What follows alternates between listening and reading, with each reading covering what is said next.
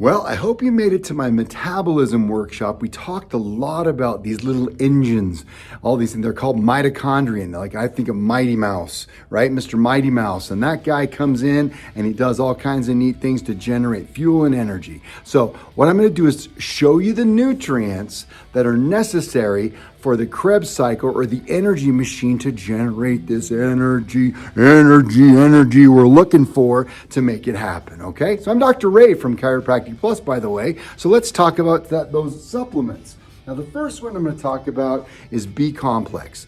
Vitamin Bs are so important. They come from green leafy vegetables, of which we don't eat enough, so we end up deficient. And so with lack of vitamin B is going to lead to fatigue because the energy, the cycle doesn't spin. The engine doesn't kick over and you end up in extreme fatigue, relying on the adrenals and a horrible process called glycolysis, which generates very little energy, a lot of byproducts and things that are nasty inside your body, lactic acid and the like. So B vitamins help to crank up those little engines inside your body to generate fuel. Now the next one, this is called procarnitine.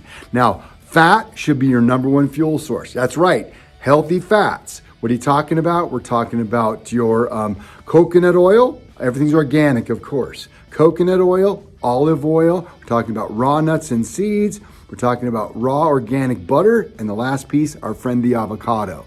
Those are great choices for energy. But if you have fat, you put in the body and you don't have carnitine present to move the process along, the body's not going to release that, and that can lead to increased body fat.